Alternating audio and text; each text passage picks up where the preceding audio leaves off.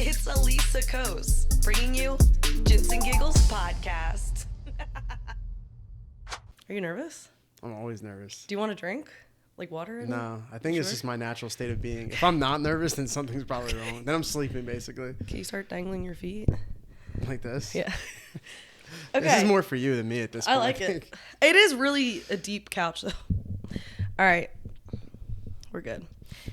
AJ Discianni, welcome to Jits and Giggles. What's up?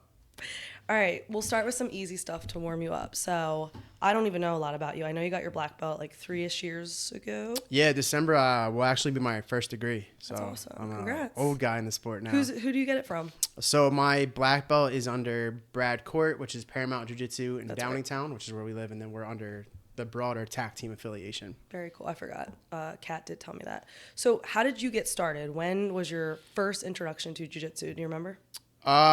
I want to say it was shortly after college. I mean, I watched the UFC all through college and stuff, and I think for me, jiu-jitsu was the easiest path to being like an active competitor. Mm-hmm. I always make the joke like that I was like super competitive. I did sports my whole life, so if it was college, then it was beer pong, and we were winning. You know what I mean? So it was like. I just needed something to get the competitive juices flowing, and I always make the joke that like it wasn't going to be beer league softball. If you think about it, there's not like a lot of competitive outlets for adults after college. It's true. At least true outlets.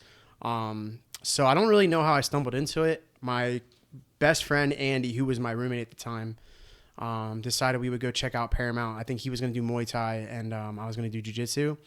And it's crazy because he's very like calculated, and I'm very impulsive. And he actually somehow got us signed up that night without having any conversation about it. So wow. I just kind of like found my way into it by accident, and then I stuck with it since. So. And how old were you at this point? 23-ish, maybe. How old am I now? 35. So yeah, 23, 24, something like that. Gotcha. Yeah. So you just started doing it, and then at what point were you like, I'm obsessed, I want to compete? Early. So I just posted it. I just hit my 11th year, and in my introductory email to my coach, I was like, "Hey, I want to make sure this is a place that I can like be a competitor. I don't want to go to like a self-defense school." And I was like, "I want to do no-gi, I want to do MMA, and I want to compete." So it was like day one, I knew. Wow.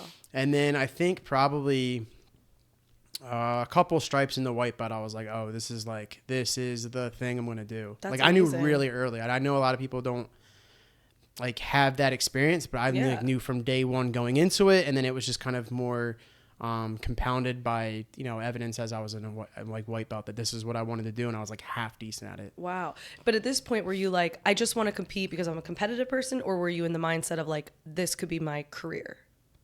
I think the career thing probably came purple or brown belt. Okay. White belt, I was like, oh, I like competing. Man, I was even at white belt. Like I was competing really early. I don't even think I took a intermediate class at Paramount yet. For Paramount, their classes for intermediate is where you can finally do no-gi, and I think my first ever matches were no-gi. So I was like out there in like a t-shirt and like new breed shorts that I bought at the event. So competition was like really early for me, and I was competing like pretty much monthly. I think there was like a stretch at white belt where I was like 6 or 7 weekends in a row. So I knew like pretty early on. That's pretty cool. So then you're competing all the time. You're doing very well. At what point did that mindset change? For what? For going from just for fun to like were you working full time at this point? Yeah, I still do. I've always worked. It was probably even worse back at white belt because I was working for my dad, so he controlled my hours. Nice. So I was working days and nights, but I just stayed really consistent with it. I don't think there was like ever a point where I was like, oh, I need to get serious about it now. I think that some life circumstances allowed me to be more serious about it. I changed my job.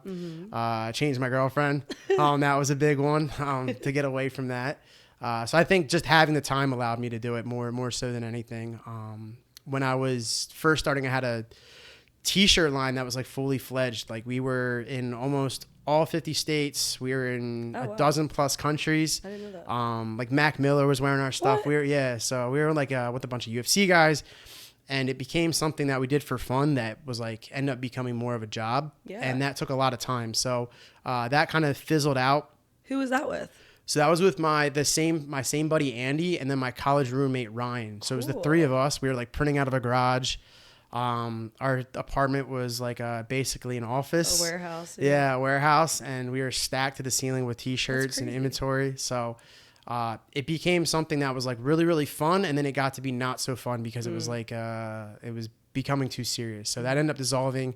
Andy moved away, started his own tech company, and Ryan kind of just like was over the whole business side of it. So I think like a series of things just kind of aligned itself where I had more time, and then I met Kat, and Kat got interested in it pretty quick. So I think everything just kind of worked out where I was able to like put the time in where I thought I should be able to. What was the t-shirt line called? It's called Believe the Hype Apparel. Yeah. Wow, I did not know that about you. Mac Miller was that's wearing a your throwback. stuff. Yeah. How did that happen? Like, how did you connect with him? I think so. Like, I have a pretty good networking game. I think that remains a strength of ours still. Mac Miller and some of the guys that like I don't know if you've ever heard of I think he goes just by Mike Stud. Bunch of rappers that were like just coming up. We were just kind of on the cusp of that, like during like you caught it at a good time. The blog era of rap, if you're familiar. So like Asher Roth and those guys. Oh yeah. Like they all that's why you post about it. Okay. Yeah, Asher's a homie. Okay, cool. So I go back with like those guys. I used to wear and work with a t-shirt line that like Bieber was wearing. So we were on the cusp of like all these guys getting really big where they were still accessible and they weren't like major like household names and stuff. So we used just to kind of network, and that was like the whole like vision behind the brand was like Believe the Hype. It was like to catch these guys and to have your own like hype, you know what I mean? So we were just catching athletes and musicians and like kind of everybody in the forefront of blogging. And that's really cool. Even like back then, I guess it was TikTok was like Vine, I think. Yep. All right. So there was this girl, the Gabby Show. She became Gabby Hanna, and she was like, wait, I think I describe her a little bit. She's like a brown haired chick, sort of comedian, does music now. Shorter. Yeah. Like, is she built like a gymnast? I feel like I know who you're talking about. Probably. She was funny, right? Yeah, that was like her whole gig. I know who you're talking about. Yeah, probably. That was like before she became like a singer or whatever she is now. Like, cool. We were hitting all those people, and like she was like one of our biggest sellers when we were working with, the rookie of the year from the Sacramento Kings. He played in the NBA. Tyreek Evans. We were working with NBA, NFL, UFC. Mac Miller, those type of people. So. It was like getting them all on the cusp of fame, which was cool. So that was kind of my thing in college. I can relate because I feel like that's kind of what the podcast is all like. I feel like I can get to these people now, but I wonder in like 5 years as jiu-jitsu grows, I wonder like, hopefully I'm already in, but I think eventually it'll be like, trying to get a hold of like people in the NHL or the NBA. I think it'll just be a lot more difficult. So you got. I don't know. I think it's like one of those. I think if it's something like the business, if I had stuck with it, I think we would be there with like all the other streetwear brands. It just didn't work out between the business side of it, but from like evolution and dollars and cents standpoint, like we were crushing it. So I don't see why you couldn't personally. Yeah. Thank you. Do you ever consider going back and dabbling in it? I think about it all the time. The three of us got together a couple years ago just to go, have some drinks. I think it was right after Mac Miller died, and we were like, yo, like, why don't we get together and just like shoot the shit a little bit and think about it. But I think it kind of played its own way back towards like the gym. I'm still an entrepreneur at heart. Networking is still a big thing of what we do, and we design like a ton of stuff for the gym. I think our gear is probably, stands alone by itself when we look at the brand. Like we had that back at the old gym, and then we have it now. So I think I'm kind of doing it without doing just it. Different font. If I had the time, like the t-shirt thing would be a big piece of it, but it just didn't work out that way. Now that you mention that, so were you behind most of the marketing and the creations for both gyms? Yeah. That makes so much sense because as a person with a business background myself, with you were the owner of Droogs, now you're the owner of New Asgard, like the bright colors and just there's things that I notice, I'm sure everybody notices, that's like very intentional, I imagine, to bring eyes to your gym. Yeah, I mean, it's kind of the elephant in the room, right? Like I came up with the brand, and that was like a big piece of the disdain I had towards not being able to have it when we split. That was like a Clockwork Orange to me, was something that was very meaningful from high school. I came up with the brand. I came up with the name between Kat and I, and came up with the logo between Jack Tankersley and myself, and all the colors, the branding. I design all the rash guards. Wow. I send them out to Schismatic. He gets them made.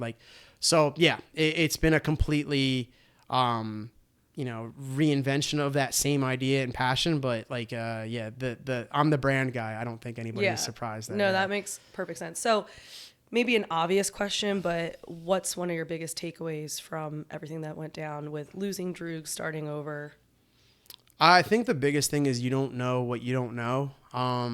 It's like to equate it to jiu-jitsu.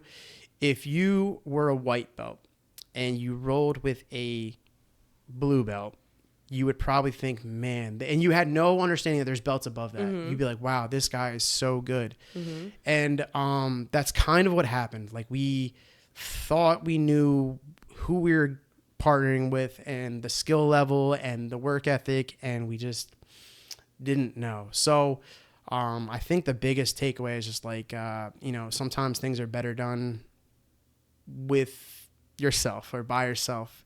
But I don't know. There's a lot of takeaways. There's a lot of takeaways from that. But I think Kat and I check each other, but we see a lot of the things on the same page. So I think sometimes doing it yourself is probably the way to do it. Whether even if it's a more arduous process, mm-hmm. I think doing it by yourself and doing it the right way is better than doing it just to do it. Yeah, for sure. So now with New Asgard, besides the fact that you're obviously working with your wife, what's something you did differently this time around with the current gym that you didn't do the first time around? Yeah, I think the big thing is just not making any concessions. We're at a point now where I think we're established, the brand's established, our type of style's established, our mm-hmm. coaching methods are established. Everything's kind of established. And there was 100 or so people that came with us, and it was well, we could be wrong, mm-hmm. but 100 people can't be wrong. Yeah. So I think the biggest thing is not conceding and just making sure we do things our way, and it's not going to be for some people, and we understand that. Right. But the people that it's for, we're going to ride for them. Definitely. So I think that was the biggest thing is we just do it our way now. There's no, Kat, like I said, Kat and I check each other, but there's no we have to run this by somebody. We have to circumvent something. It's just, if we want to do something, we do it, and things are so much more expedient that way. Yeah. We've trimmed the fat in that regard. So I think it's more rewarding because there's also no way to say that, it wasn't because of us. Right. There's nobody to take credit for it. It's just us and, the people that believed in us. And we're kind of all traversing this long, windy path together now. It's just us. Yeah. So it feels more rewarding that way. I was going to say it's more work, but it's more reward. Yeah, 100%. 100%. Do you think as far as your management style and your coaching style, where is that coming from? Is it coming from coaches you started with or where? No, 100%. So I always attribute everything we do to our coach. Kat and I are very traveled, so we've taken bits and pieces from everywhere that we've been. Kat and I were talking about the other day. You ever seen the show The Bear? Wait, is that with what's his name, the comedian? There's a lot of people in it. There's a lot of people. Okay, it's a show about restaurant ownership. Oh no, I don't think I've seen it actually. So he was saying legacy is, all the dishes and techniques and things mm-hmm. you've learned from the previous restaurants you work at. And Kat and I were kind of talking about it. It's at its core, we're we consider ourselves paramount too, mm-hmm. right? We, even little things when we train, there's no off rounds. You're on the bike. If you're the odd one out, you're on the bike. You're not yapping. You're not checking your phone. You're on the bike. Mm-hmm. Little things like that, even, which don't mean a lot in the grand scheme of things, but it sets the culture. We've gotten from Paramount and then all the other places we've traveled. So we are highly structured. At the top things, we originally come from Lloyd Irvin, which obviously has its own baggage, but say what you want, he's an awful human being, but he was very structured in his training, he was very structured in his business, and that all kind of flowed down once we broke off of them. But So even down to like, you know, having very organized tours and having very organized pricing and structure within the class, and everything feels like it's like uniform throughout. I will treat we have a guy that's 79 years old. He trains with us. He's there at least once a week, every week. I will treat him with the same amount of discipline that Josie, who's won multiple world championships, will get. They will get treated the same way. And I think that all kind of trickles down from our head coach and our affiliation. That's awesome.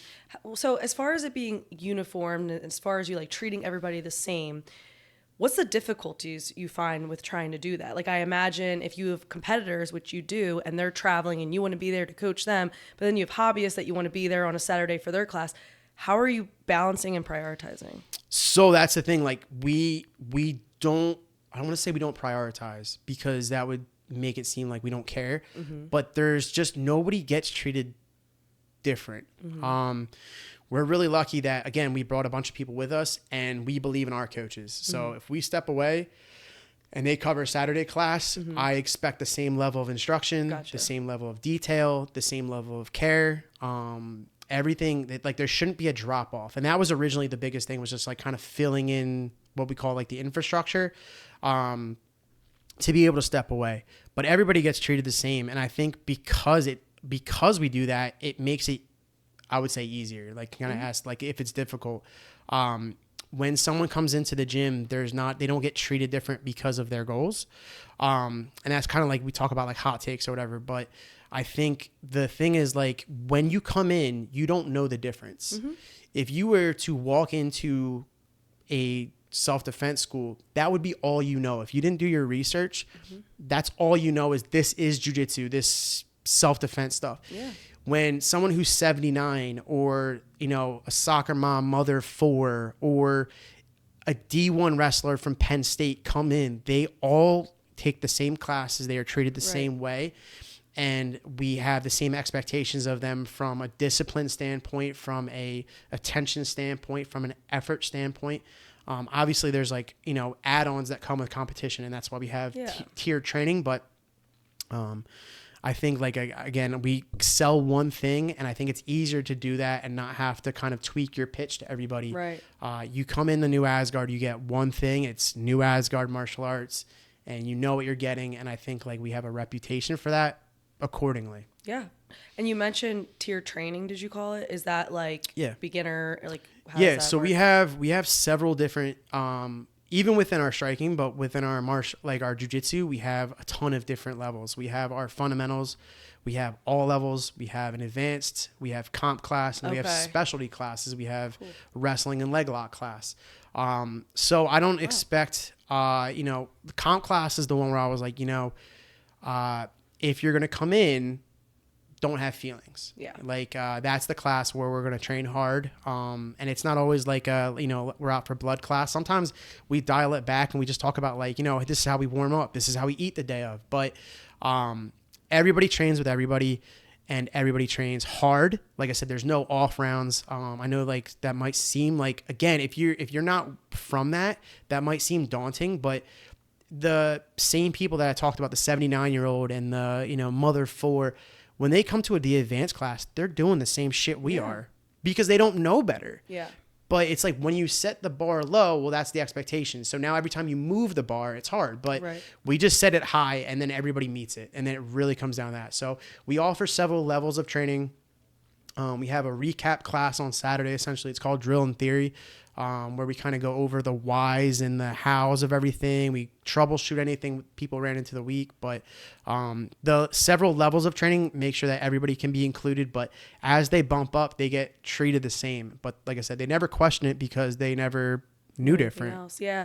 Do they have to test in, or like anybody can show up to a comp class if they feel like they're ready? No, so comp class is invite only. And the expectation is that, like, I've heard, you know, different levels of comp classes for different places, but the expectation is that you should be almost competition ready.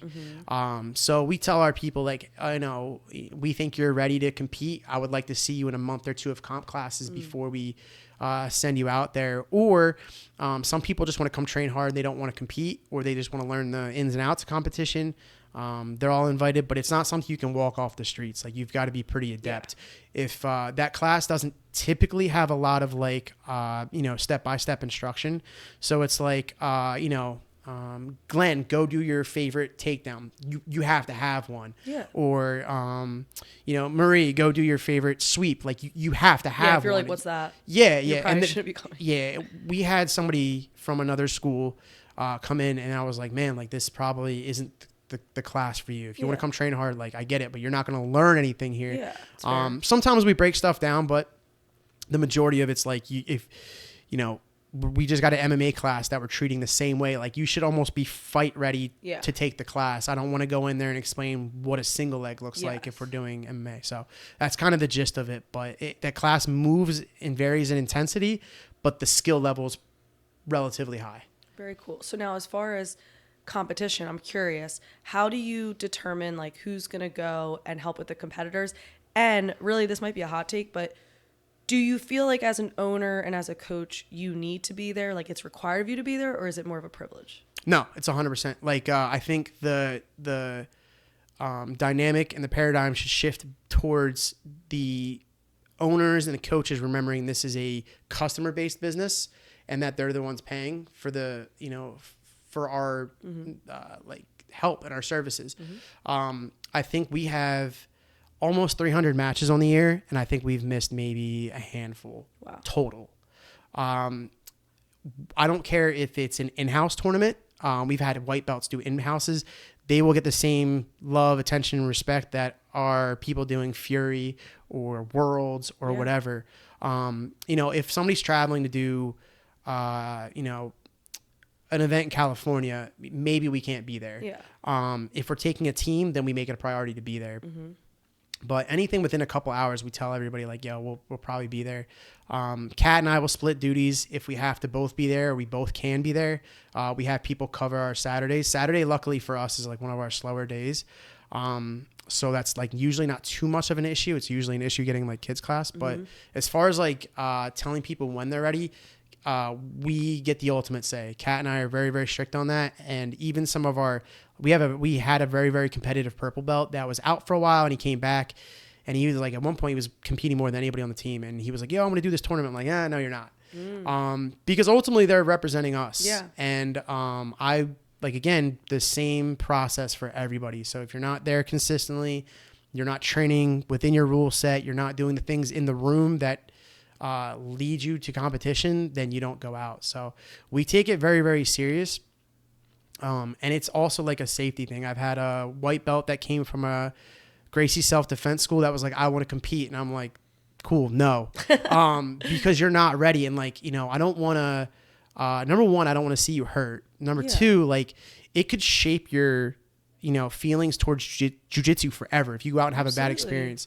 We have a guy at Paramount who's one of the best black belts I've ever trained with, and people don't know who he is because he had a bad experience as a white belt and just never competed again. But I've seen him dog like high level guys when they come in, and that's like the least impactful. What if he quit? Yeah. And that was like kind of a lot of our gripe with the last spot we were at, is like, we were doing things diligently and the other side was sending people out because it was like, well, they're a consenting adult. So we're very, very picky about who goes out. And I think that our track record tells us that we're doing the right things, I think. Yeah. And I think it's fair the way you're doing it, because I feel like it's almost like an all or none thing. And what I mean by that is like, you're involved, you're showing up, you're making sure there's a representative, whether it's you, Kat, or another coach. So I feel like if you're involved on the day of, then you should have a big say in whether or not they're ready. Yeah. On the other side of things, I think if you were the type of gym that's like not involved and it's like, if you want to compete, you're on your own, then I think I could understand that maybe you shouldn't have the say. Yeah, and I'll say this. I think our guys hopefully will admit it. I don't care if they even win or lose, but they have to do the right things. I've had a white belt go, I think 0-4, 0-6, and I felt the same pride towards his preparation that, of Josie winning Worlds. Like, again, it's uniformity across all of them. Yeah. He did everything right other than he lost some matches, which I don't care about. He's healthy. He's in the gym. cool, that's best case scenario. But we treat everybody the same way. So he's in all the comp classes. He was doing all the fundamentals classes. He wasn't taking rounds off during the advanced classes. That's all I could ask for. So they do everything we ask them. The least we could do is show up for a couple hours. Yeah. Does it mean we lose most of our weekends? Yeah, but Kat and I wouldn't say we bicker about it, but it's like we definitely like don't. It's nice to be home every once in a while. You know what I mean? So, but we do commit and probably overcommit to being at the tournament. So. They do everything right. It's the least we could do to be there. And I think we've seen competitors come to us for that reason. You know, one of the ones that competes the most, I think everybody knows for us, is Afrain. He was a guy that I would see it. Yeah, he's an animal. He's a guy I would see at tournaments by himself all the time. And that was like shocking to me because he's so good and could be so much better. And I think it's just crazy to see people send their guys out representing their brand and then either taking credit for it when they're not there or like being completely remiss about the whole situation when their students lose. So we commit to being there. And I see both sides. Like as a student, of course, I want to see somebody there for me. But as a coach, I also get like, it's a huge commitment. Like there's been months where all 4 weekends I'm coaching a kid or I'm just there supporting a friend, but I'm there and I actually enjoy it. It's not a burden to me, but I start to realize like I am literally not doing anything else. Like I'm not seeing family. I'm not seeing friends that don't do jiu-jitsu. It kind of takes over your world. So I get that everybody needs a break. I'm sure you guys every once in a while would love to, like you said, do nothing or see family or something. But I think it comes with the territory of being a business owner as well. Yeah. I mean, and the thing is being like, maybe I'm putting a blanket on it and it's too broad and I don't want to just swing that sword across everything. Maybe that's a relationship some students have with their coaches and they're honest about it. But I also know like there's a lot of teams where I watch the coaches only coach their top people. And it's, and then like their people will come to us during like comp class or during the week or whatever and ask questions. It's like, what are your coaches doing? Like, what are your coaches doing? So it's wild, but it's just like, again, Kat and I, you know, committed to this. So it's the understanding with our students. And all I ask them to do is keep us informed. Let us know when they're competing. Don't surprise us with stuff so that we can make sure they're doing the right things. And then do the right things. That's really all it comes down to is communication and effort. And then we're going to be there the day of. It's pretty crazy. Like next weekend's a good example. We have a competition where grappling industry's on Saturday. Kat has Saturday and Sunday at the women's camp. And then Sunday we have 2 students and myself on arena. So it's like, so that's a lot. I'll be at 2 out of 3, but 3 out of 3 is crazy. Yeah. So it's the weekends are probably worse than the week. I almost look forward to Monday. Not to mention the freaking driving. Like I was thinking this the other day. I was like, if you're doing jiu-jitsu, you better invest in a car. Ironic to what's going on right now, that is good on gas and reliable because AJ's car broke down on the way here. Because all I do is drive. And it's funny how like the longer I do jiu-jitsu, the less like driving, like I don't even question it. I'm like, oh, I have to drive 2 hours to go to finishers. My sister the other day was like, you're driving 2 hours. And I was like, I literally didn't even like question it. I was like, yeah, I have to go. So I'm going. We that's a good one. Like part of that compromise is like, yo, if you can drive me, I'll be a lot more inclined to go. That's true. I know like a friend and I just for a friend like went up to New York for a fight to win. So he goes up and wins a match in 45 seconds or whatever. It doesn't does that qualify the 5 hours of driving? Yes, unfortunately it does. But like, damn. Same thing with like the New York Opens and stuff. Like they do all the right things. It's what they deserve. Yeah, I agree with you for sure. Hold on 1 second. I'm going to check this. I feel like it's a good point. You good? Yeah, I'm just making sure I'm not in trouble. Yeah, make sure. Okay. I was really asking a lot of those questions for myself. I'll tell you later. Uh-oh. All right. Let's switch to coaching. So you have not just jiu-jitsu, you also have Muay Thai and MMA? Yeah, so we have at New Asgard, we have jiu-jitsu, boxing, Muay Thai, wrestling, and we just added MMA. Wow, that's a lot. Yeah. So, and you have a bunch of coaches that are filling in for all this, right? It's not just I think across the board we have somewhere between 12 and 14 coaches, between youth and then each specialty. Like I have wrestling coaches. They you know what I mean? So they're on board. But yeah, we have a wide array of classes depending on what you want to learn. So a common theme I hear from people who attend gyms that have all these different sports, I guess you could say, is a lot of the times people don't feel like they're getting the attention from the coaches or the owners for their sport. So for example, maybe MMA is being given a lot more attention, or maybe jiu-jitsu is being given more attention. I know you said you're very equal.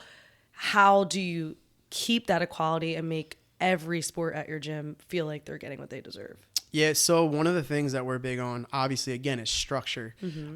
So we have a coaches chat. We cover, any pertinent item going into the week.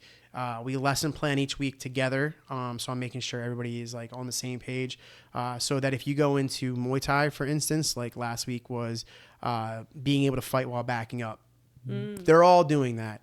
All of our coaches are great. We inherited quite a few of them from the striking side because we purchased the gym that had already been existing. And then all of our coaches from the grappling side came over, and then we just added MMA. So they're all their own little like pods. I think Kat and I are so hyper aware and self-conscious of making sure everybody feels that, because that was like a complaint from the other two at the last gym. But also, like I said, we inherited another gym. So we have to keep everything that made them happy that they were there in the first place, and then sprinkle in the stuff that we were doing. So we're like hyper vigilant towards like always making sure that we're open door with everything, transparent with everything, and listening to everybody. So I don't think for us, like Kat trains in all the classes. So it's not like we're just on our side of the fence doing jiu-jitsu and grappling, and the strikers can do what they want. So the saying that we use is unity of purpose, diversity of thought. So we're all doing the same thing towards the same goals, and we're just kind of maybe approaching that all differently. So I don't think we personally have a lot of issues with it. I haven't heard like, the striking side doesn't get this.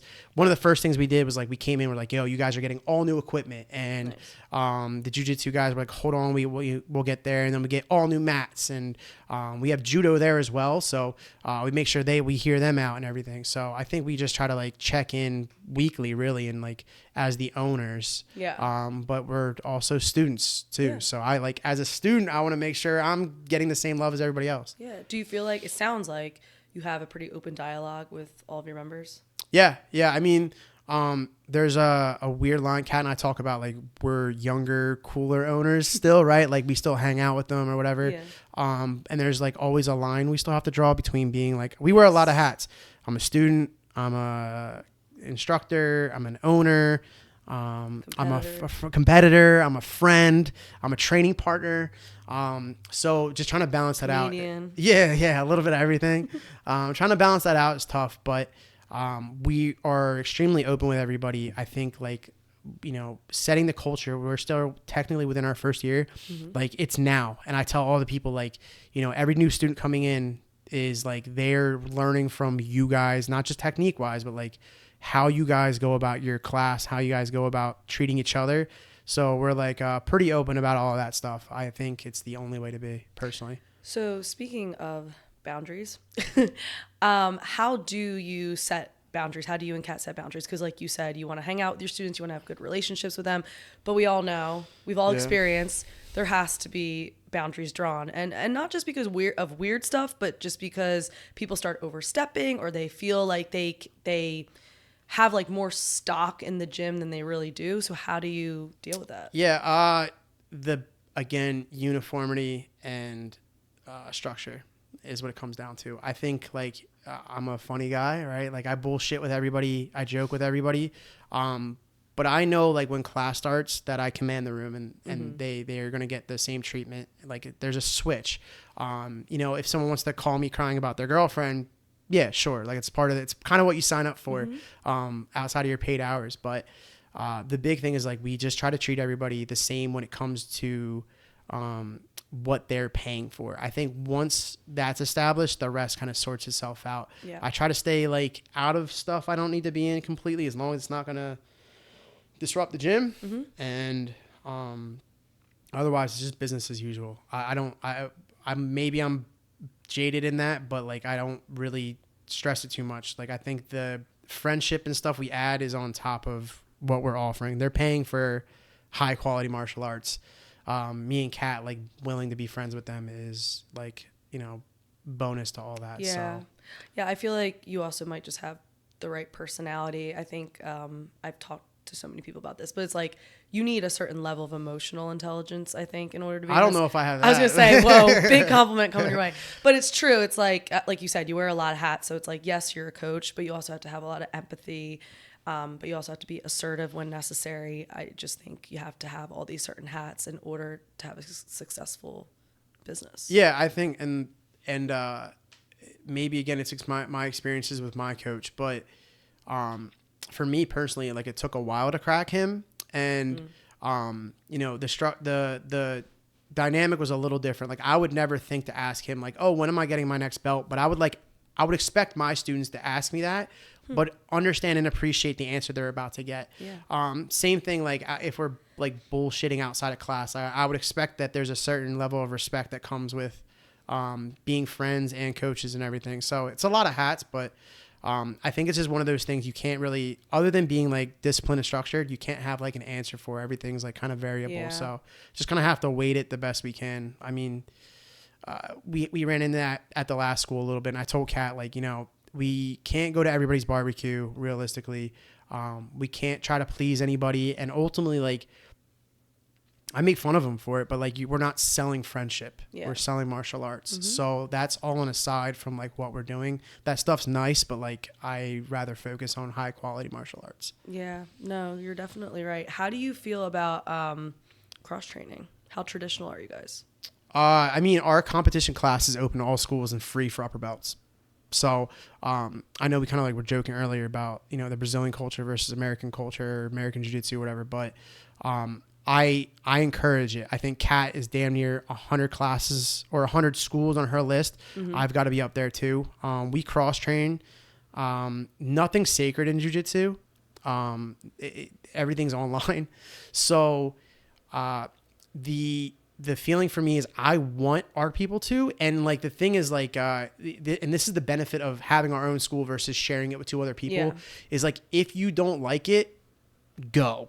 Yeah. I don't have to worry about divvying money up for 4 people or making 4 people happy. It's like, well, if our style, our culture, our training isn't for you, and you find a school or a coach that will do you better, go for it. So we encourage it for our students.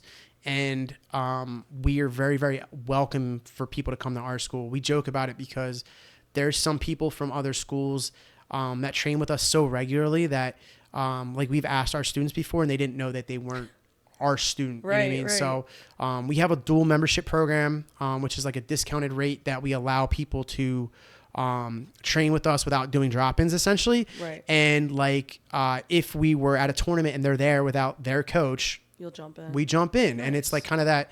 I posted on Instagram because Zania comes and trains with us quite often, and it was like, well, you're family. You train with us basically weekly. You're the team. So we're really open to it. Like I said, we encourage it for our comp class. It's open to everybody. We have people always dropping in, and we send people everywhere. And we have a really big network. So I personally, I think it's great. Yeah. Have you ever, like, I personally think it's great, but have you ever had issues with other owners having issues with their students coming to your gym? Yeah. And how do you handle that, head on or? I mean, that's, again, it is, I think the dynamic should be that it is a customer based thing. I personally, let's hypothetically say they're getting better at our school. They still get to take credit for it. So I wouldn't personally complain. Yeah. But I know we were training somebody who had a relatively high profile match coming up, and they were like, oh, what's an Aoki lock? And I'm like, oh, like, you know, the person you're about to go against is like, it's their best move. You're about to fight them for a title. So yeah, it's like that if that's what people want to send out there and they're going to be weird about cross training, then I mean, whatever. We don't, like I said, doors are open for us. Yeah, more their problem than your problem. Yeah, doors are open for us. We don't really care. Gotcha. So if they make it a thing, then like that's, again, somebody's paying them to not be able to do what they want as a customer. That's crazy. Same thing. I feel the same way about uniforms and everything. Like the customer is paying. You should let them do what they want to do within reason. Yeah, let's talk about that. Good subject. Do you require uniforms? No. It gives me immense pride when I walk into a room of 40 people and 30 of them are wearing our stuff. Out of choice. Because it's cool. Yeah, and it's choice and it's a team thing. We have really simple rules. Don't wear stinky shit. That's a good one. Don't wear anything with profanity. And that's really what it comes down to. The only thing that we're maybe a little strict on, and I don't think it really bothers anybody, is like just with the gi, wear matching tops and bottoms. Okay, yeah. If you wear, I don't even care if it's a pink gi. How about tie-dye? That tie-dye is cool. Just make it match. Don't wear your tie-dye top with your green pants. Is there a reason behind that? Is it just I just think it looks sloppy? It just looks sloppy. I don't care if you look crazy. Like, I have pink hair. Yeah. Like, I'm not one to complain. It's just make it look like you care a little bit. Yeah. But no, we don't have any uniform policy. Even coming from our other school, a lot of people, we just did a huge merch drop. It was like my favorite drop. And this is like kills me to say this. It was my favorite drop and it happened like 2 weeks before we left. So everybody had their brand new stuff and they came over like, can we wear it? I'm like, yeah. You just bought it. I was like, yeah, That's just bought tough, it. yeah. I know. So we did a buyback program where they, once we finally got our stuff, we gave them a credit if they trashed it. And then we gave them, but I like it. Even to this day, we still have people wearing that stuff. So no, we don't have a uniform policy. I think, again, you're literally paying me for martial arts. If I'm going to sit there and tell you what to wear, at some point, I'm not an instructor or a gym owner. I'm like a dictator. And I think it gets a little crazy. Not to mention, I'm sure you and Kat had so much stuff from the previous gym. Yeah. Would you guys have a big bonfire or what? If I wasn't environmentally friendly, I would consider it. I've considered, using them in lieu of toilet paper. Oh, nice. Because that's kind of how I feel about that situation. The floor. Yeah. But no, it was all sitting in the heat. It was really upsetting because that was like something that I put my heart and soul into designing. To not wear it was painful, but yeah, so it's just on a heap or in trash cans all across the continental U.S. right now. I felt for you guys, although I will say now that time, almost a year has gone by, I feel like New Asgard is taking off just as well as far as like branding. Yeah, that was the surprise to me. Like, again, Clockwork Orange for me meant a lot because it was something that from high school I carried with me, the actual book, right? Not just like, the name or whatever. Yeah. But I've gotten a lot of really good feedback on the new color scheme and, the message behind it and the logo and the branding. I think it's equally as strong. And maybe it was one of those things like in hindsight, I'll appreciate more because like, well, we had a dry run, so it just got better the second time around. So maybe we lucked out. I don't know. But we've been really successful with the merch drops we've done.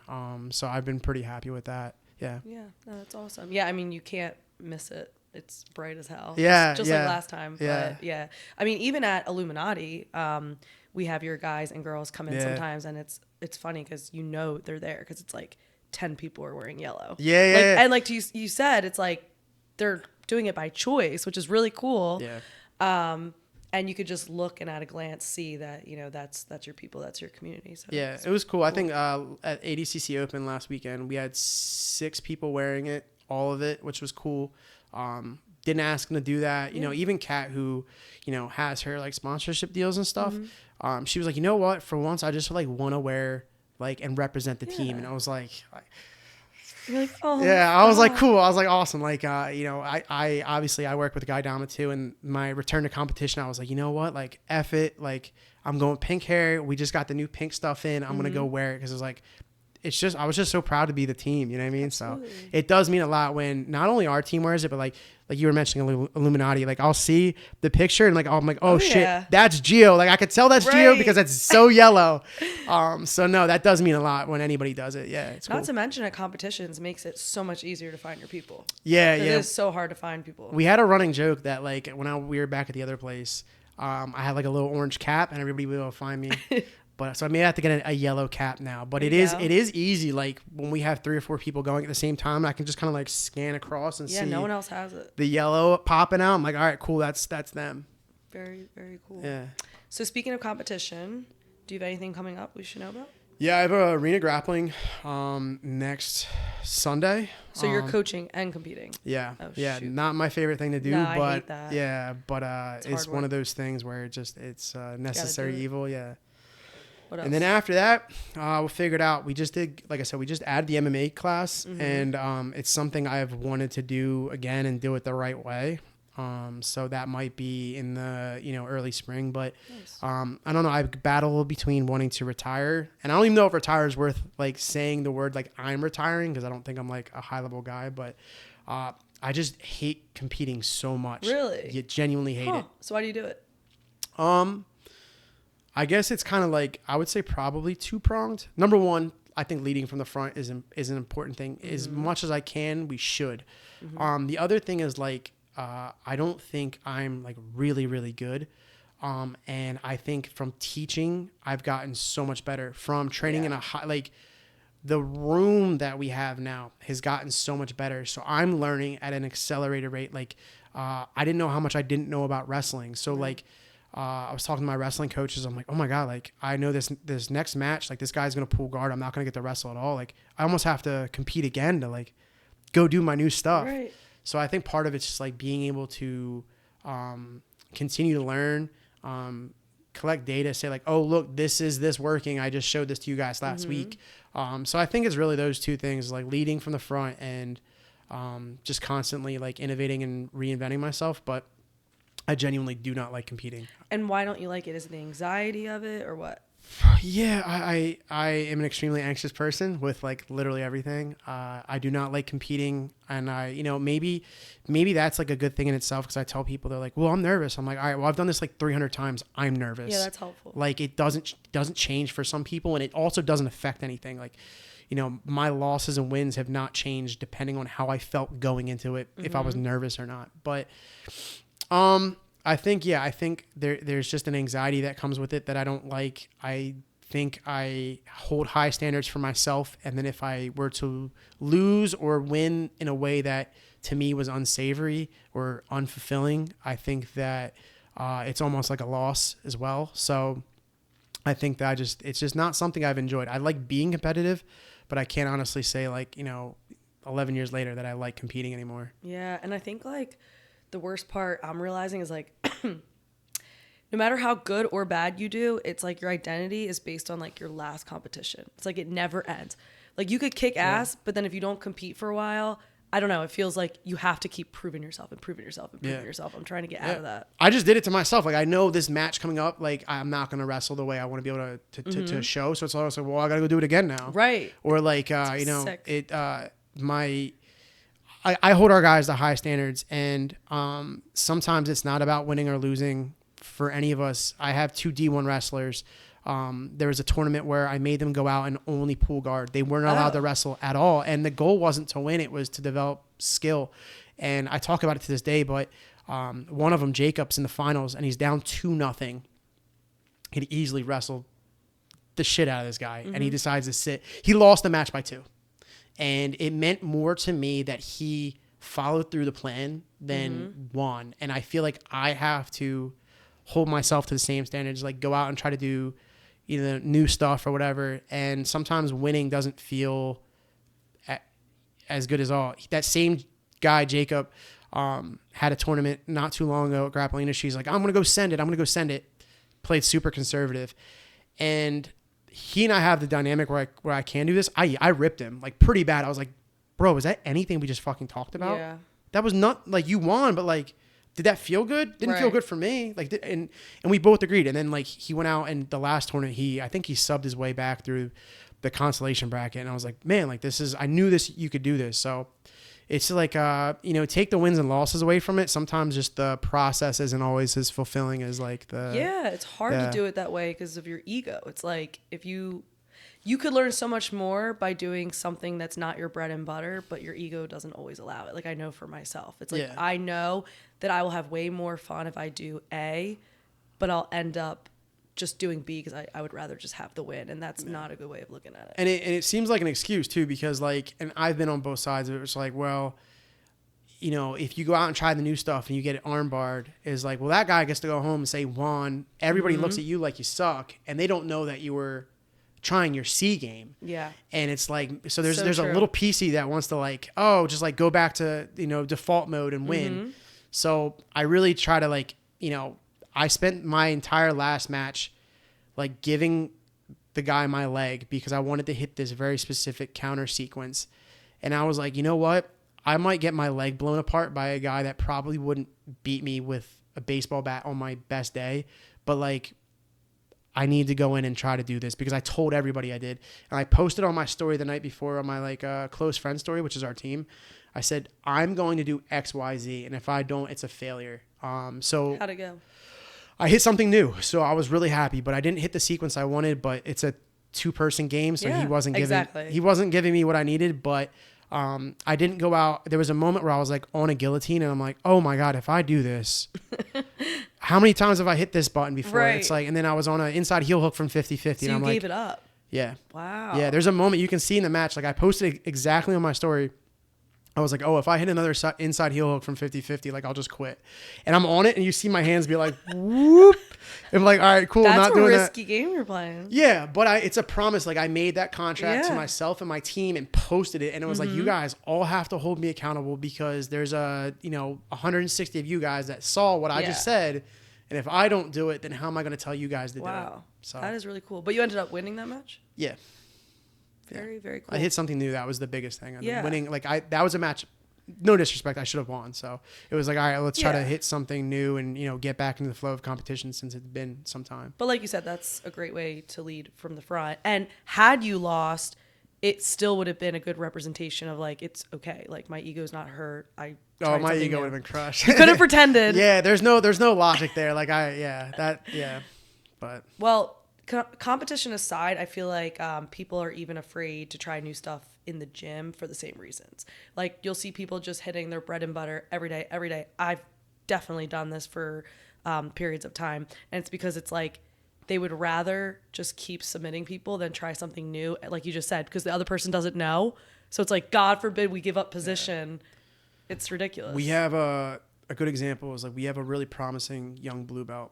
And he wins the same way every match. Yeah. And no one can stop it. But the problem is he's run into a couple of guys that give him a hard time, especially at a youth level.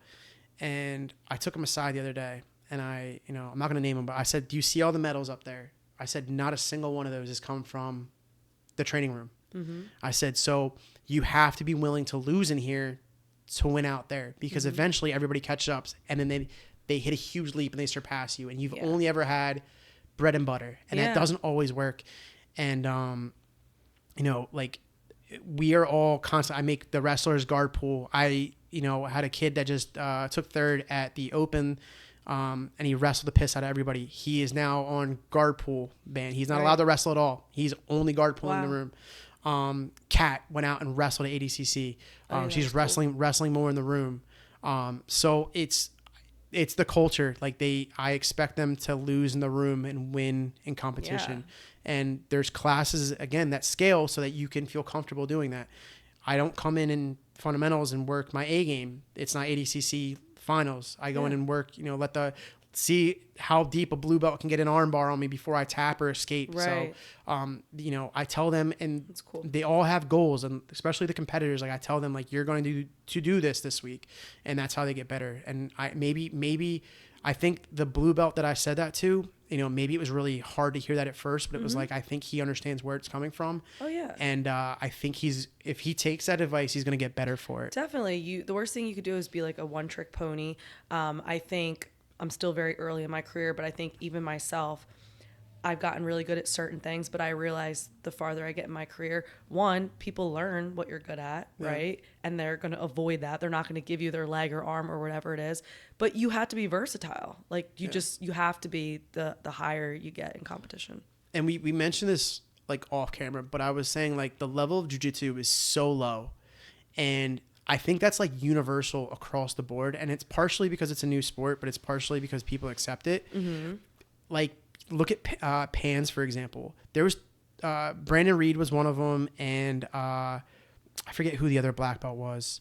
But 2 guys got DQ'd for multiple penalties and talking to the ref.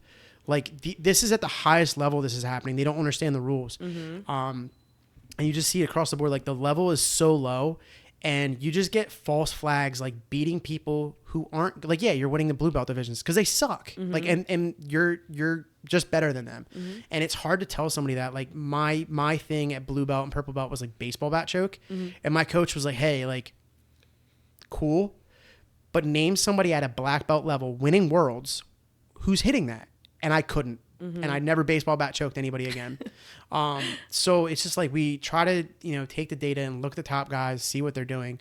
And it's hard to tell somebody like, hey, I know this is working for you, but like it's not going to be like that forever. Yeah. And the level of jiu-jitsu from, coaching, competition, and like the ranks up to that are just, it's so low, and it's terribly low. And people build really bad habits. Like that was me. We like at Paramount, we didn't have leg lockers. So I was hitting everybody in the room. I thought I was like hot shit.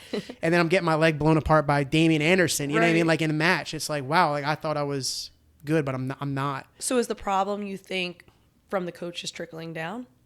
I think it's the sport in general. Like it's just it's a low culture. Yeah. It's just like, again, you see guys at the highest level getting DQ'd for not knowing the rules.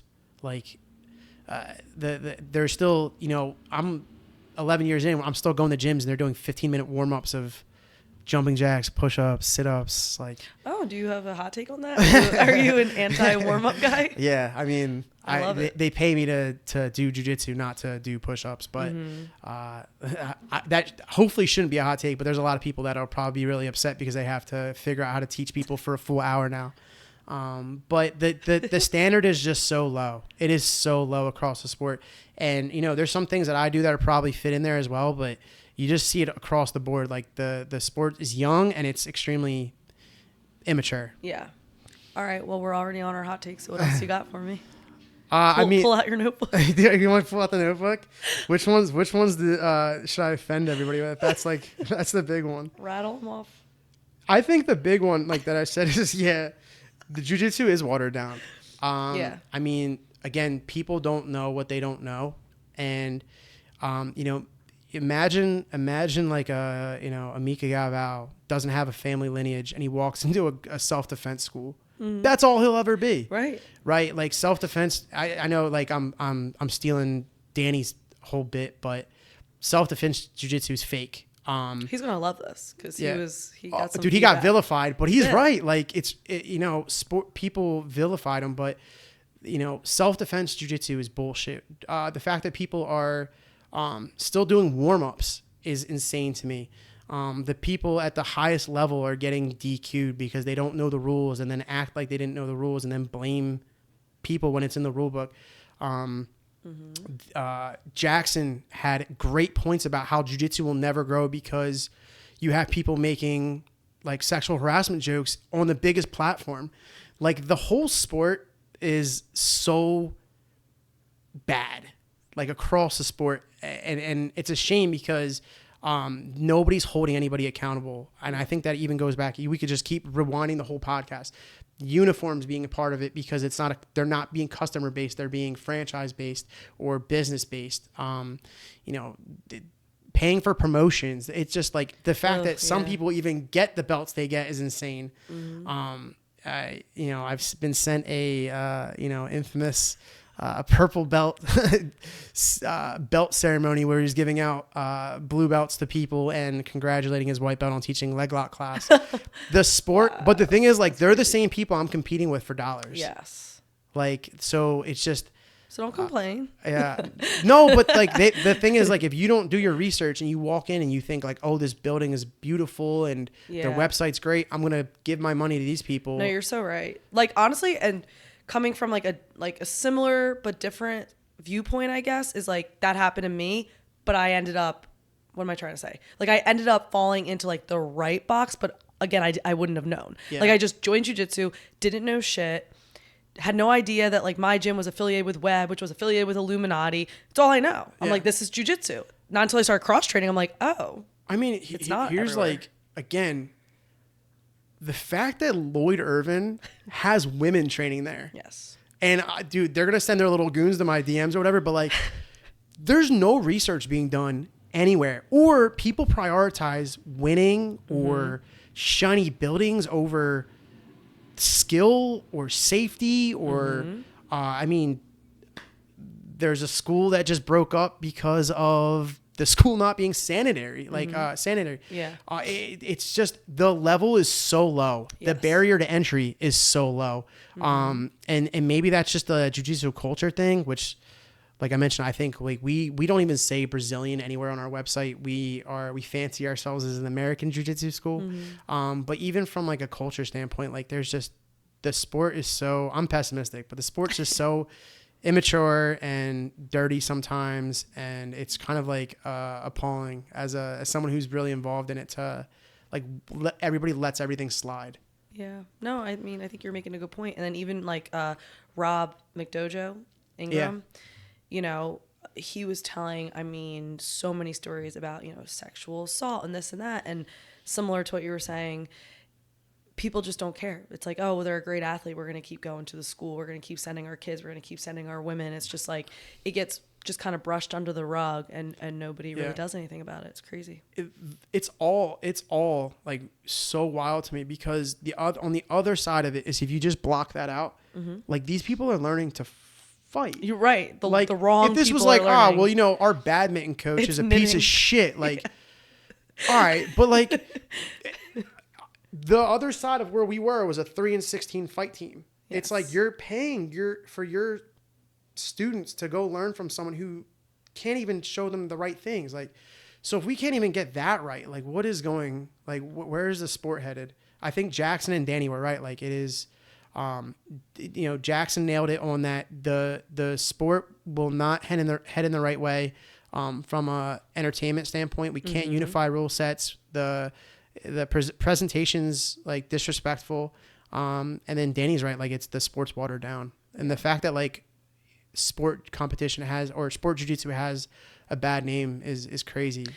I will say, from the glass half full perspective, that's why we have you guys, right? Like, I think it's great that we have owners like you and Danny and Nick and Jackson. Like, hopefully we get more of that and the sport will head in the right direction. Yeah. I mean, don't get me wrong. Jiu-jitsu has changed my life in miraculous ways. I've met some of the best people. I'm probably not, you know, obese because of it. I'm not an alcoholic because of it.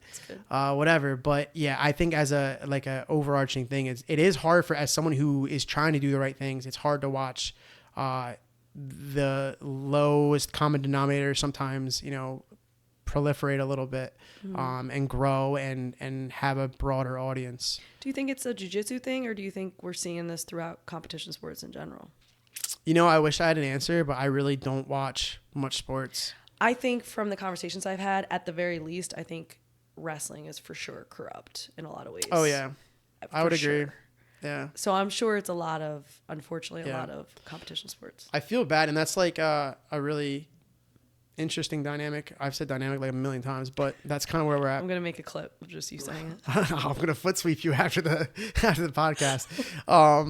The two D1 guys I have, one wrestled at Penn State, one wrestled at Rutgers. Their whole existence was based on winning. And, you know, I saw a tweet today about like, you know, 8-year-olds cutting weight for like wrestling tournaments. It's like, man, like that is such a toxic environment. And like, I try to like, when we get those guys, I try to be like, yo, I love you guys. I just want you to have fun. Like we're going to do high level stuff, but like, we're going to it's not going to be like your whole existence isn't weighed on this. Like jiu-jitsu should be the one time where you can like turn off a little bit and just have some fun. So yeah, maybe it is a little bit more broad, but I just like it's the devil I know, unfortunately, is jiu-jitsu. So I agree. Next hot take. Let's go. Who do we want to upset? Who do we want to upset? We hit a lot of them. Okay. We hit a lot of them. We talked about jiu-jitsu, American jiu-jitsu being real. There's easy ones. Oh, going to wrestling, closeouts. Okay, you said that earlier. Yeah, man, that is one thing I cannot stand. I think I come from a wrestling background, even at a low level, and I don't think jiu-jitsu people understand how hard it is to get a varsity spot, like having to wrestle your best friend to represent the team and then have to still be friends with that person. And you see it all through like the highest levels of college. But when we compete in jiu-jitsu, like all of a sudden we can't compete against our friend. And then not only that, but we want to trade the medal and take pictures, both of us on first place. And like the whole thing is just, again, it's like, it just shows how unserious the sport is. Like there's a bunch of people that pay to do that tournament. I know the easy way to be is like, oh, just beat them. Well, like, yeah, if you're in a 4-person bracket and 2 of them are the same team, like statistically, and they're good, it's going to be tough. Yeah. But so I think out of respect to people who like show up and compete, like you guys should have to compete. Yes. And I know that's going to hurt a lot of people's feelings, but I don't understand. Like to me, man, the biggest honor would be, hypothetically, if I was a high level guy, even if this was a grappling industries and one of my students was fighting me for finals, we would try to kill each other. This is a hot take because I'm putting my school out there a little bit, but since I've coached our kids, whenever our kids have to go against each other, they rock, paper, scissors. We do give them the option though. Really? I will say we give them the option. We'll say to them, I'm talking like 8-year-olds. Yeah. Like, I mean, maybe do you want to go against each other or not? Sometimes they've said yes. But it's all I've known. So I'm actually interested. Do you feel that from kids to adults? Kids, see, I don't have enough experience with kids to understand like what their emotional intelligence would be if they lost to a buddy. But I also would, out of principle, tell them that I would almost think that I would usher them towards competition because it shows on a larger scale that it doesn't really mean anything. Right. Your friendship means more. Your companionship and teammate means more than who wins. And if they do it in the room every day, then it doesn't really matter. My wrestling coaches are 2 D1 twin wrestling brothers. They do everything together. They won't train together in the room because they're so tight. And there was a grappling industries. They had to go against each other. And I was like, what do you guys want to do? They're like, we're going to do it. And I was like, all right, cool. And they're like, well, the constraint we'll put on it is that we're not going to try to win. We're going to go out and try to kill each other. Oh, okay. And they only tried to, flying submit each other, and they were spamming stuff instead of like, one guy getting up 1 point and then staying away so that they could say he won. But cool. Personally, like I would love to have a bracket full of my guys and try to kill them. And it'd be mutual. And if they beat me, it's like, cool, props to you guys. Like, there would be no hard feelings. We fight every day for free. I don't understand not doing it, but yeah, I've changed my mindset on this over the past 3 years. When I started, my biggest fear was going against someone I knew, not even a teammate, just somebody I knew, somebody I trained with.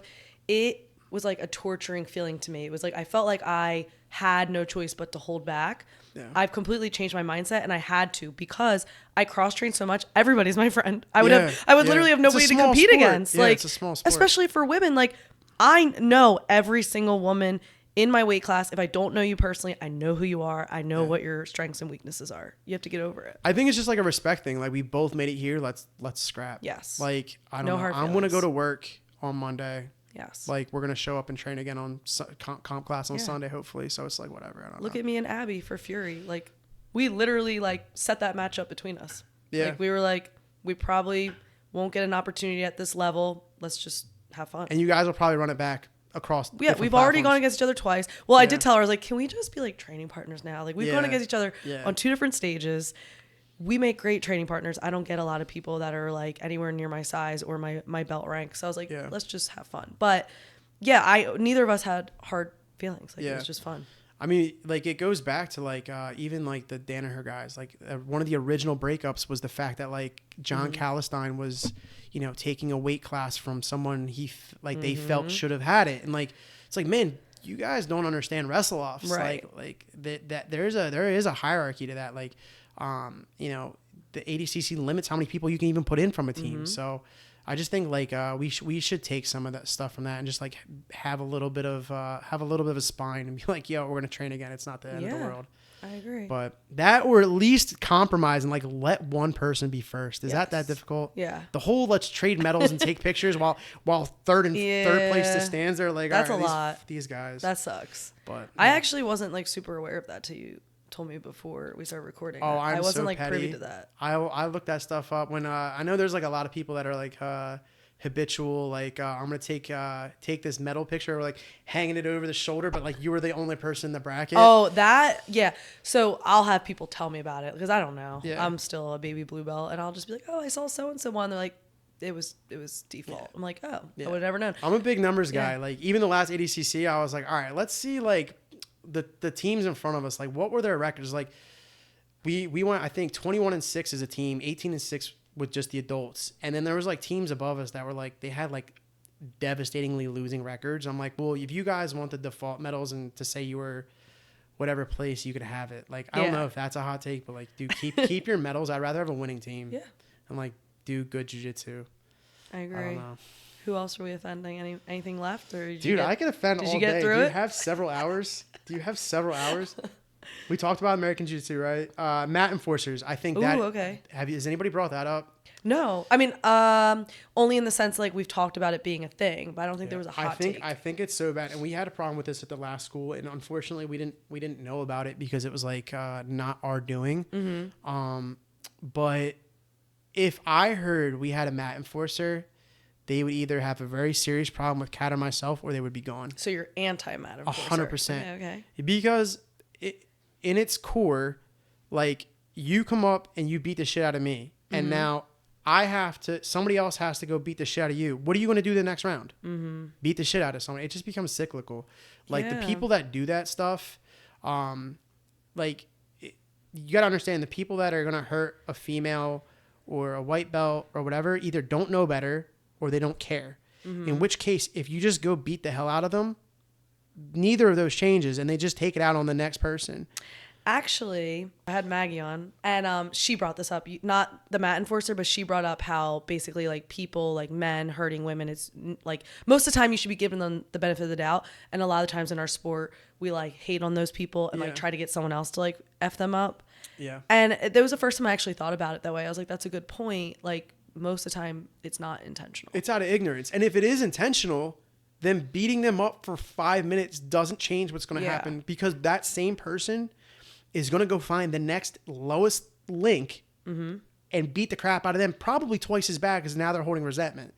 So that, I don't know if that's a hot take, but I think that is something in jiu-jitsu that should be, like, killed. And I think it's very maybe tribal in that, you know, gyms have them, but it just doesn't make sense. We joke, if you want a story, I think I'm a relatively easy role for people I've never trained with, especially visitors. And back at Droogs, we had this purple belt come in, and I was, like, training with them. We were doing a positional round, and, you know, I was like, oh, this guy's, like, you know, not that great or whatever. I'm kind of letting him work. I win the positional, but he just keeps going, and I'm like, oh, you know, whatever. And he's holding on a baseball bat choke, and I'm like, well, I could armbar him as, like, hard as hell right now, and then change his whole, like, perspective on our gym. I was like, or I can kind of play through it. And then next thing you know, I was waking up. I was like, fuck. Shut up. Yeah, everybody gives me, like, hell about that. But I was like, it's like as a gym owner, it's like a weird double-edged sword. Like, do I be nice to this guy, or do I let them think they're doing well? And even as, like, a, you know, business owner or the head instructor, like, when I roll with someone for the first time, I don't try to highlight them. I don't try to, like, show them that I'm the black belt. Like, I rather them think they did well and tell somebody that, like, ironically, that guy went to the gym that we bought.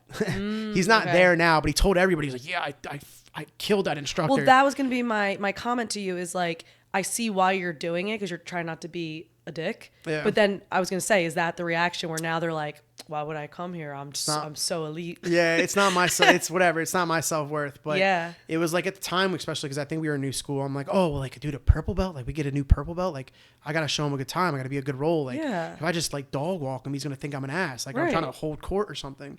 So I was like overly nice. And then, he slept me. He just completely lacked all social cues, which I found out later. He was like not really all there but just completely lacked all social cues towards like what was happening that round. But I'm probably like way nicer than I need to be when people come to visit and train, at least the first few times. What did you take from that? Like now, do you like try a little bit more? You're still. I wouldn't do anything different. I think that was probably my fault, but his doing. You know what I mean? Like there was that clearly didn't need to happen, but like he'd end up not coming anyway, and I don't think we probably didn't fit the culture, right? He wouldn't have. No, we found out after the fact. But it's just one of those things where like you're gonna learn the hard way sometimes. So like the mat enforcer or like proving your worth in the gym doesn't do anything. And it just goes right back to like every medal we have hanging, none of them have come from being like the new Asgard's Thursday night advanced class champion. Like there isn't that. Like there's no gym champions. So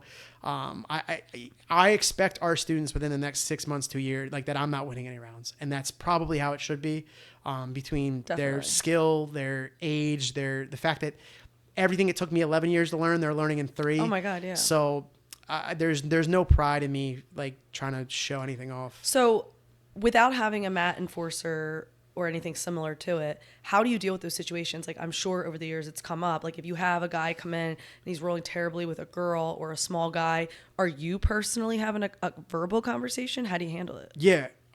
We just talk to people. It's crazy what words will do. Yeah.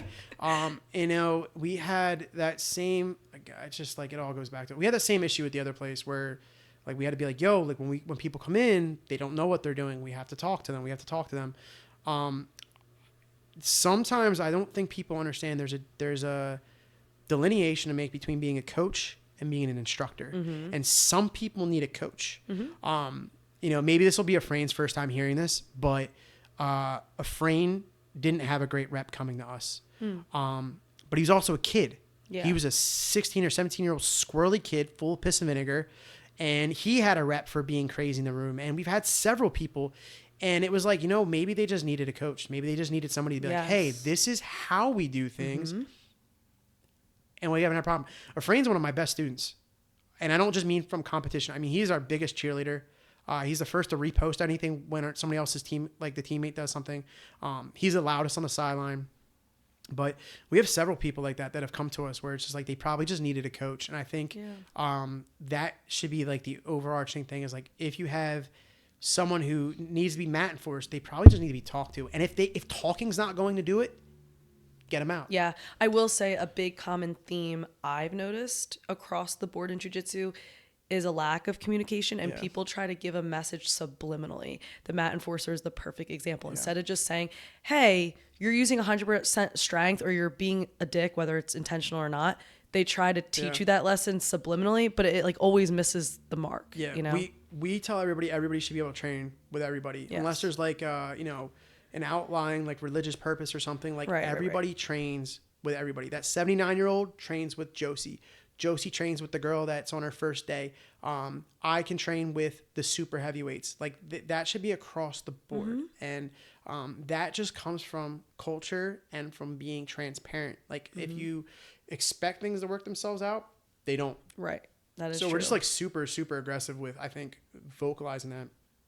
And even from like a business perspective, somebody's, let's say it's $150 a month, doesn't warrant losing 3 people at $450 total because they don't want to come in Monday and have to be partnered with that guy, or they're worried about that guy ripping their arm off at the end of the round when the timer goes off.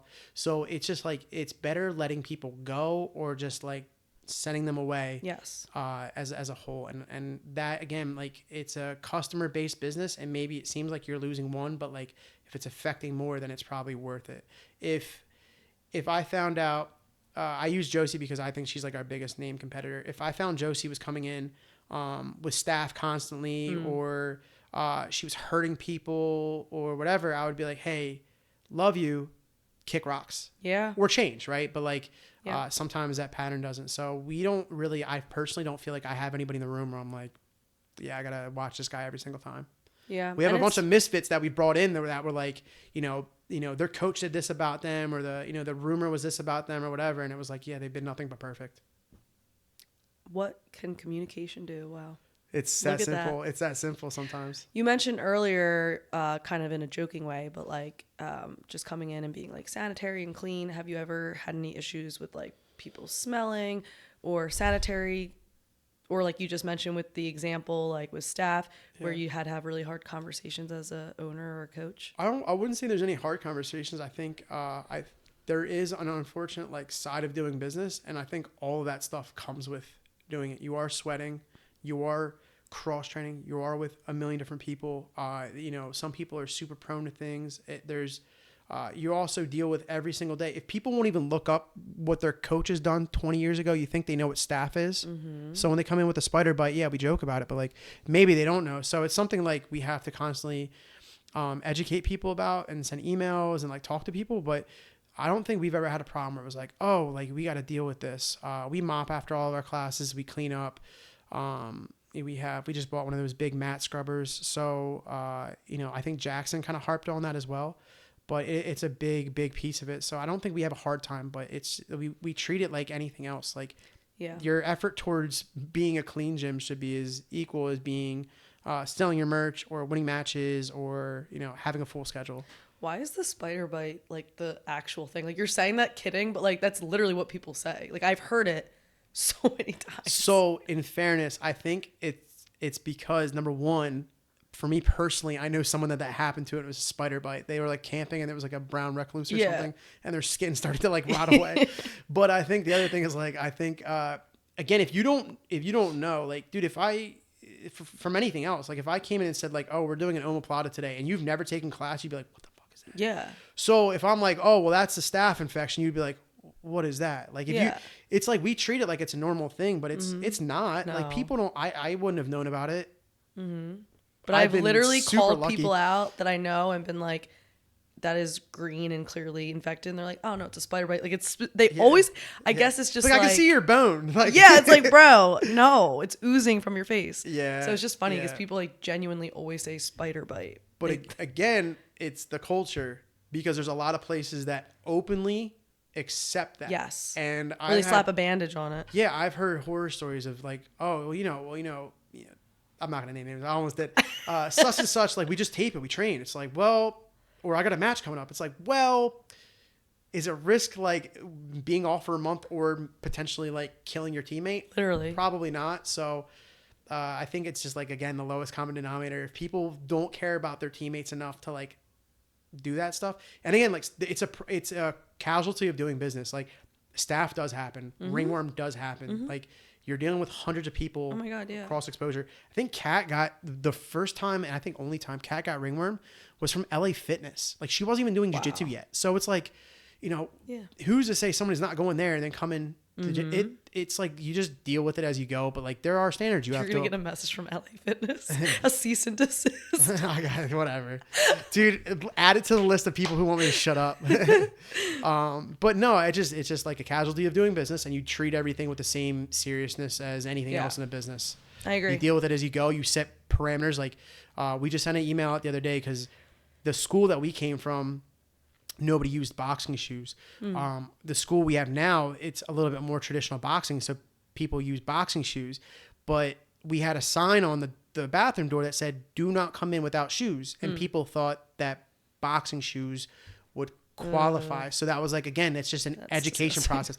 I talked with a guy, and he's just like, it was very matter of fact, and we take it as like, oh, that's disgusting. But like, he just didn't know. You don't know. Like, and like you would think like if you go in your house, like you're not pissing on the floor. Yes. So how many times how many times you walk into your bathroom with socks on and then walk around the house? Like, so it's just one of those things we take for granted because we're so immersed in it, but it is really like a culture shock or a new education process for everybody. So we just treat it seriously. Yeah. And I think that is something that our community lacks in some gyms, which is having that, like giving people the benefit of the doubt. Like instead of like just talk to them the first time. I understand if you already told them twice and they continuously go in the bathroom. At that point, it's disrespectful. But if it's like their first day, their first month, like, why are you jumping to conclusions and making them feel like an asshole and embarrassing them instead of just talking to them? Yeah. We have a pretty good track record. Like, I've only gotten one skin infection in 11 years. Nice. Which is pretty wild as much as I've trained and cross-trained. And, like, there's obviously days where you travel, you compete, and you're just in your own sweat and whoever else's sweat and the grappling industry's mats, and you're just caked in it. And then you go to dinner with the team. It's like, well, that's impressive. I'm rolling the dice. So, like, yeah. And there's some people that get it by hearing the word. Oh, yeah. And it's like, some people are just more prone to it. Yeah, and it's like, well, what are we doing wrong? It's like, I don't know. We mop every day. We clean up everything. We sanitize everything. We spray everything. It's just like... Yeah. One's pretty good. You've had like a ton of spider bites though. No spider bites. No. But just one. We have, which is crazy because I always joke, like, we have a gym in the woods. We do have a ton of freaking spiders. We have a lot of spiders. It's not a lot of spider bites. The perfect excuse. Not a lot of spider bites. No, we're lucky. All right. Any other hot takes before we wrap up? No, I think maybe It's pretty painless. I'll try to like save my face here a little bit and not piss everybody off, but I have a whole like Instagram for that, I guess. That's like a daily, I think, occurrence. Yeah, following you is something. It's got to be a little bit of a ride. I can't imagine, like, from a third party perspective, like what a little bit of a ride it is. Yeah, also like not knowing you in person first. Yeah. Like knowing you online first. That's wild. It's got to be hard in the gym because in the gym I'm like. Like, yo, get on. Like, we have 10 seconds while you're tying your belt. Yeah, then on Instagram it's like hot dogs and like just like Dua Lipa, like, oh, what are you doing type stuff. Yeah, so it's got to be quite a ride. It's like a gimmick I have to maintain. Like, I'll like see somebody at a tournament like, yo, are you Asia? But yeah, like your stories are hilarious. I'm like, yeah, we have pretty good jiu-jitsu too. Like, but whatever floats your boat. Did that start as an owner, or have you always just been funny online? Honestly, I will say this, and I respect my coach wholeheartedly for this. I lost a match once, and I thought it would be, owning the moment of saying I lost, because I hate when people just like post all the good moments. And I posted the match of the guy getting his hand raised, and my caption was just fuck. And he was like, yo, you teach kids classes and stuff. He's like, you gotta chill out. So, and he's very, their Instagram is very clean. Mm-hmm. And it was one of the things where I was like, well, I would be way worse if I didn't have that talk. Like, way worse. Mm-hmm. So I know my stuff is like very funny, but I do try to keep it pretty clean. Like, nothing people could genuinely get upset about. I try to keep like politics and like sex and race and all that stuff out of it. And like, I try to keep it like, relatively PG, like funny, but like I try to keep it like relatively wholesome, because I do have to walk in and see parents, and they have to expect that I'm coaching their kids and like that I'm a half decent person. So I do give my coach a ton of credit, because he was very, very much let me be myself, both in jiu-jitsu and competition and online, but gave me like good bumpers to stay in the lane. So that's a shout out to him, because it would be way worse if it wasn't for him. So that was like a cool lesson for me. Thank you to him that we don't have to see anything crazier. Yeah, it'd be worse for sure. Wrapping up, any last minute events or anything coming up you want to? No, we're 300 matches like deep this year. We compete every weekend. Everything is an event. So cool. We are in Limerick, Pennsylvania. Like I said, our doors are open to everybody except for the orange people. The doors are open. Everybody's willing to come train. We have a really, really cool school. So really, really proud of it. So yeah. Awesome. Thank you. Thank you. This is fun. It was fun.